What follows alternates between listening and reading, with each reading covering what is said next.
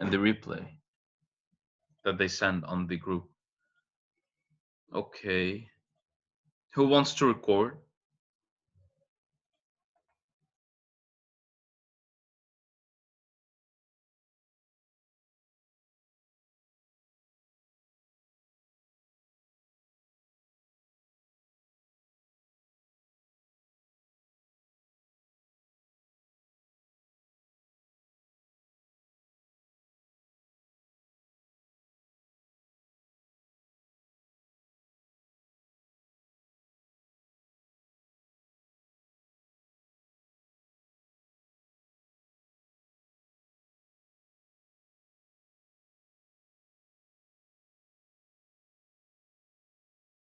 Okay, so let's continue and watch this how Stanley Kubrick, Spielberg, and Inarritu staged their scenes. Let me send you the link to in the chat. And we'll watch this and comment when we're done.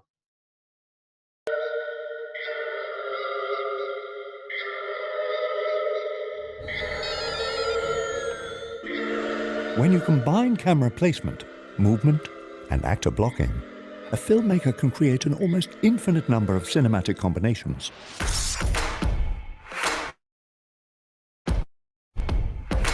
Each shot is an opportunity to tell a complete story with subtext. Yet, many filmmakers default to standard coverage. The result, every movie looks the same and says very little. In this video, we're going to show you how you can stage your scenes to increase their cinematic energy and convey a deeper meaning visually. How, you ask? Through blocking and staging, the unspoken dance between the actors and the camera. The term blocking refers to how characters move through a scene and interact with their environment. Staging is the placement and movement of the camera in relation to blocking. When blocking and staging work together in harmony, it can make the difference between watching a functional scene or a subtext-rich visual story. We're going to analyze 3 scenes from popular directors. Before we jump into our examples, make sure to subscribe below and click the bell icon to stay in the loop. Let's jump in. Our first example is from Steven Spielberg's Minority Report.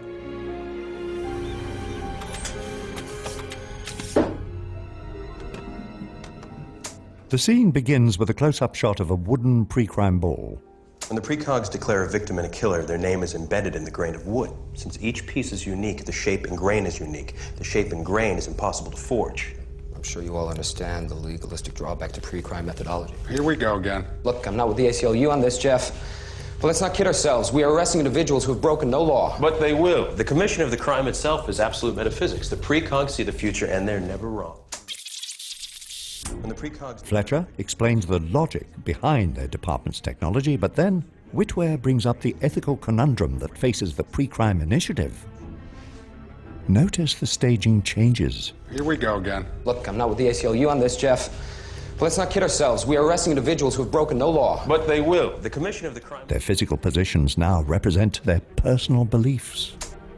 Witwer on one side of the room, pre-crime on the other. But it's not the future if you stop it. Isn't that a fundamental paradox? When Witwer steals the wind from their sails, in walks our hero, John Anderton. Yes, it is. You're talking about predetermination, which happens all the time. Why'd you catch that? Because it was gonna fall. You're certain? Yeah. But it didn't fall. You caught it. The fact that you prevented it from happening doesn't change the fact that it was going to happen. You ever get any false positives? When Witwer mentions false positives, we cut. Now on the other side of the line, in a neutral shot behind Fletcher. They're evenly matched. The audience in the middle. This shot visually asks the viewer to make their own determination. Are you with Anderton or Witwer? Someone intends to kill his boss or his wife, but they never go through with it. How do the precogs tell the difference? Precogs don't see what you intend to do. Only what you will do. Then why can't they see rapes? Or assaults or suicides? Because of the nature of murder.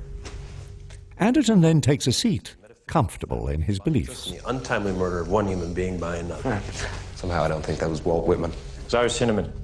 She developed precogs, designed the system, and pioneered the interface. Speaking of interfacing, I'd love to say hello. To Hinneman. To them. Cops aren't allowed inside the temple. Really? You've never been inside? We keep strict separation so that no one can be accused of tampering. So I'll be the first one to go in then. Maybe you didn't hear me. If it's a question of authority. No, there is no question. You don't have any. I have a warrant in my pocket that says different. When Whitwer mentions the warrant, Anderton's once comfortable seat becomes compromised. Whitwer now in control of the scene. Show it to me. Sure.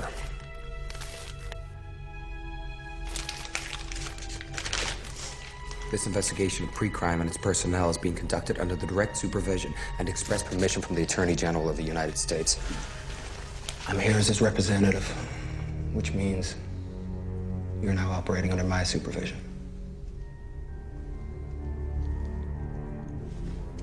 Seems you've been left out of the loop, John. The body language, shot composition, and dialogue combine to deflate Anderton's power. Spielberg was able to change the meaning behind the blocking through dialogue and body language. This is truly masterful directing. But what about staging a scene with fewer cuts? Let's look at our second example from Clockwork Orange, directed by Stanley Kubrick. Kubrick started his career as a photographer, and you can see this in his shot compositions.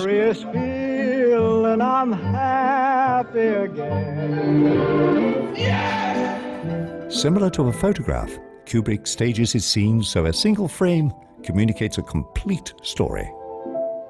His staging has deep meaning. In this scene, the Droogs are positioned in a triangle, with Georgie's legs extended towards Dim.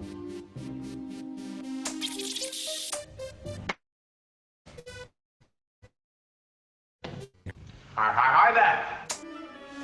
The blunt end of his cane aimed at Dim. Notice the compositional lines created by both the cane, but also the handrail.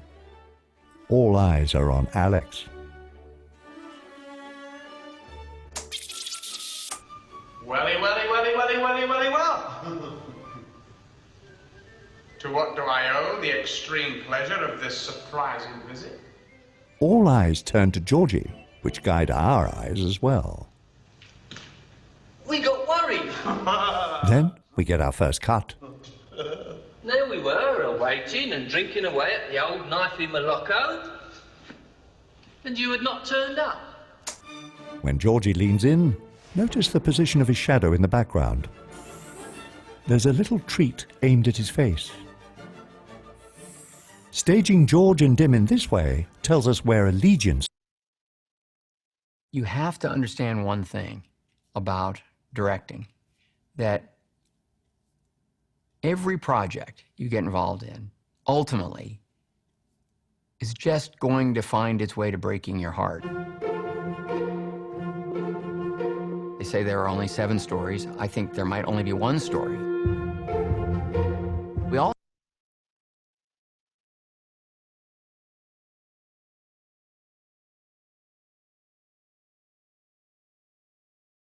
lie. And we thought you might have been, like, offended by something or other. So round we come to your abode. Happy Polly Lodges.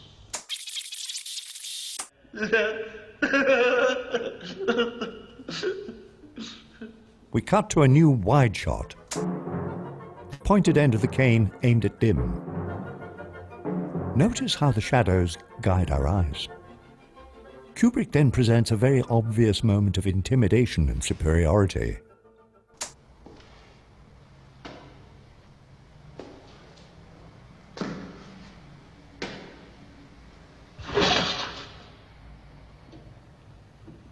Let's get things nice and sparkling clear. This sarcasm, if I may call it such, does not become you, O my little brothers. As I am your Drugan leader, I'm entitled to know what goes on, eh? Now then, Dim, what does that great big horsey gape of a grin portend? All right, no more picking on Dim, brother. That's part of the new way. The entire scene is all about testosterone, alpha status, the graffiti on the wall, the chalk straps, the cane. And Kubrick's blocking and camera work support the moment to perfection. But what if you want to stage a scene without cutting at all? Let's look at our third example from Birdman. In this scene, Sam's movement leads the camera to Larry, the costume designer. He's here. Okay, thank the Lord and pass the biscuits. I finally have an outfit to dress. How have you been, Larry? Better now that you're here. Take off. When staging your tracking shots, make sure important information is always in view. You just gonna stand there? Inarritu uses the mirror to extend our view. Production design can be used to enhance the effectiveness of your direction. Notice that the actors are placed at varying depths in the frame. Larry is seated closest to the camera, Mike in the middle, and Sam's reflection in the very back. Holy shit. What's happening? Where are your underpants? Under the bed at home, I think. Inarritu cleverly moves Larry out of view as Leslie enters. Everything's too small. You're not kidding. This gives us space to see Leslie. That's nice. Forgive him, Larry. Mike's like my 5-year-old son. Neither of them has clean underwear. Consider what the actions on screen tell us about each of these characters. Mike both admires and critiques his image in the mirror. Sam is on her phone, distracted in the background. And Leslie is focused on her career, but also in a hurry. Each little subtle action paints a very full picture of their individual personalities. Trousers and shirts and underwear. Leslie moves towards us, What are you doing? I'm waiting on Larry. complaining about Mike's immaturity and Sam's lingering. We've got dress. Wiggum's daughter's hanging around, and I don't need her to work Leslie? in here. No, Mike, you haven't seen her. She's always hanging around, watching everyone, like little Miss Creepy. Les? The mirror keeps us constantly aware that Sam is still in the room. I don't know if it's the drugs that fried her brain or what, but I just don't want her running to her father, saying you showed her your junk. When Mike finally reveals that Sam is, in fact, in the room, Then we should ask her to leave. Oh, God, really? Inarritu gives us a great close-up view of Leslie's reaction. He knew this moment was important, and that Leslie's face gives the scene the biggest payoff. Sammy? It's Sam. Sam. Leslie? Listen, when I said that, I Don't didn't... worry about it. He's a handful, huh? Inarritu used intelligent blocking and staging to land in this shot at this moment. They should give this guy an award or something. Alejandro G. To recap, we showed you how Spielberg uses blocking and body language to represent a shift in power. We showed you how Kubrick directs the eyes with lines and shapes. And we showed you how Inarritu changes composition during his long takes so that it culminates in a big reaction shot. Oh, God, really? What are your favorite examples of blocking? How did the director use it to elevate the material? Tell us in the comments. If you're planning compositions that are beyond standard coverage, it's helpful to use a shot list or storyboard to map it out. Check the description to sign up for Studio Binder. It's free to get started. Remember to subscribe to our channel for more videos like this. Click the bell icon for notifications and follow us on our Instagram page. Very well, my brothers and sisters.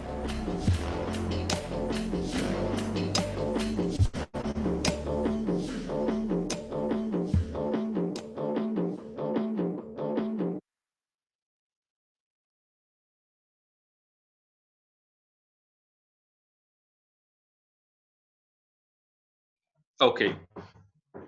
So, have you noticed in the Steven Spielberg scene. Just a second.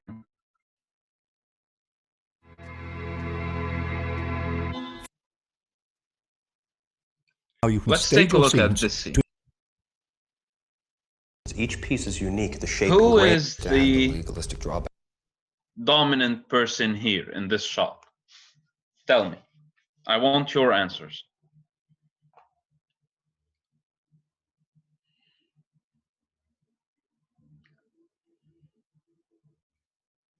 Guys?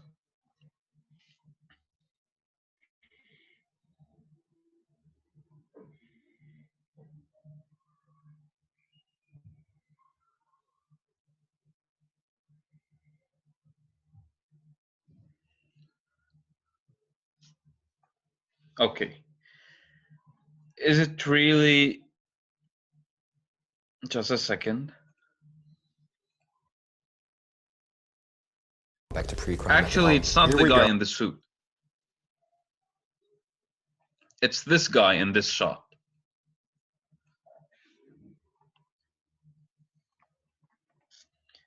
If you watch the eye line, everyone is looking at this guy.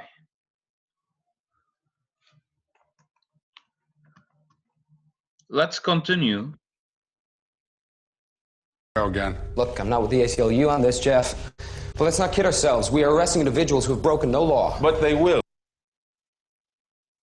On this, Jeff. But let's not kid ourselves. Who We is are the arresting dominant individuals who have in broken. this one?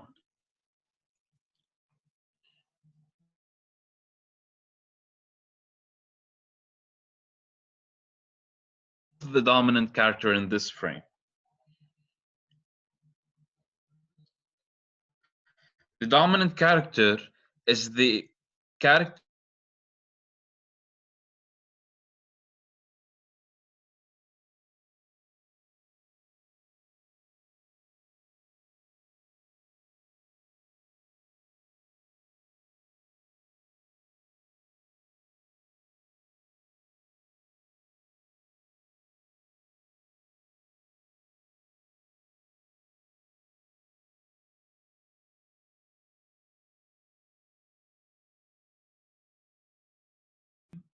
and these guys are in groups, group alone.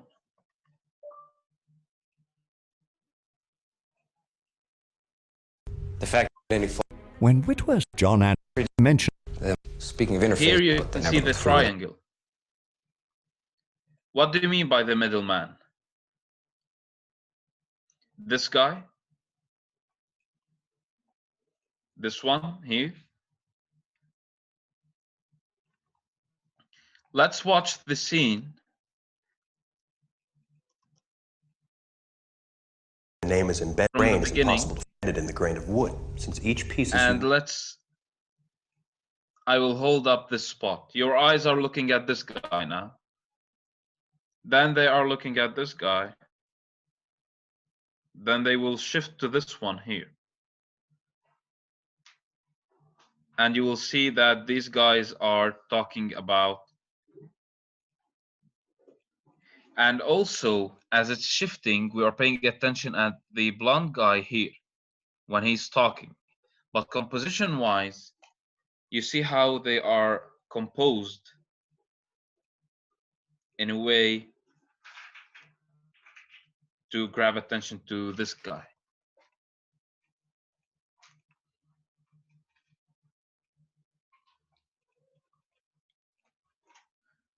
Here we have a triangle composition.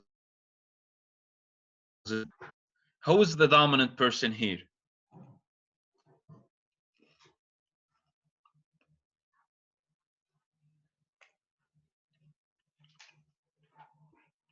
Guys?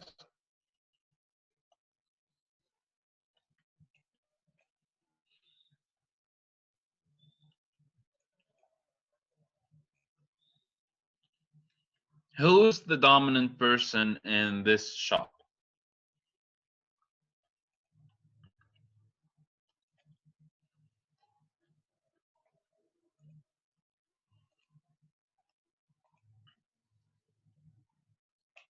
It's not the one sitting down. It's actually, yes, the one with the suit. First, it was the blonde guy, then the guy with the suit. So to know the dominant guy, it's when you want your audience to shift their attention to this character. And whenever you're watching something and you grab the attention, you get grabbed by the attention of a character, you will immediately know that this character is... Yes, that's correct, Eduardo. Because blocking is staging as theater. But the thing is here that we have cameras, that is an extra element that we use. So whenever your eye shifts to a character, know that this is the dominant character of the frame. In a shot, there can be many dominant characters if you have a camera movement that emphasizes this. Okay?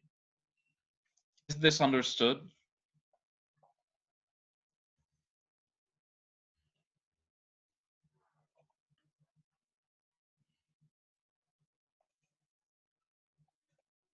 Is group dialogue scenes understood?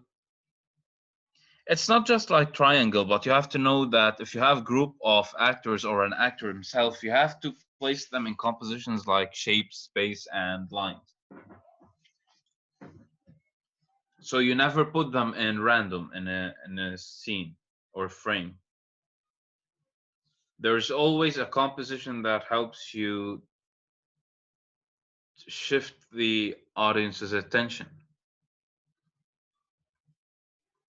The eye line is very important, yes, because it also shifts perspective.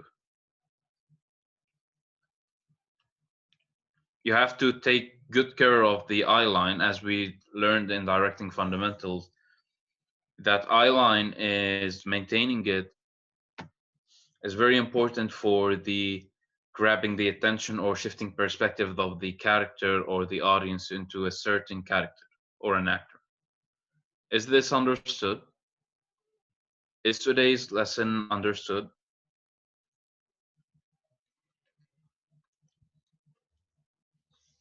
Do you guys have any question?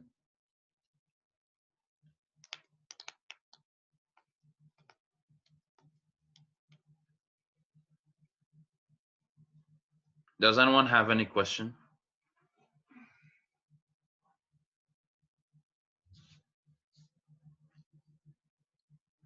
Yes, you can move your next time.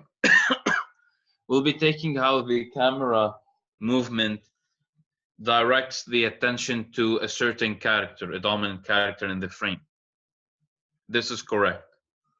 So composition is important, and camera movement is important, and so blocking in general of the actors and the camera is very important.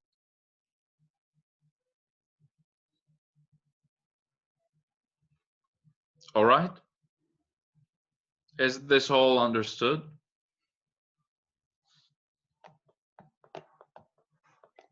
Great. All right.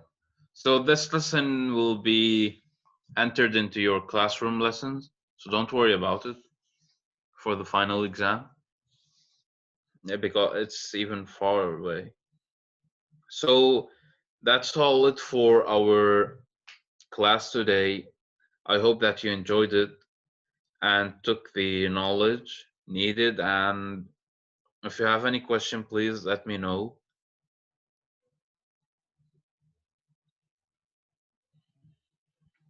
Thank you so much for attending this class. It's not called the blocking shot, Chandra. The technique is called blocking, which is staging actors and cameras, or actors according to the cameras. It's staging as in theater, but for film. Okay, so thank you all for attending this class, and I hope that you all stay safe. And this lesson will be available in your classroom lessons, so don't worry about it. And go and watch again the class and watch the videos too, the video links, and I will be seeing you in the next session. So thank you everyone, and please stay safe.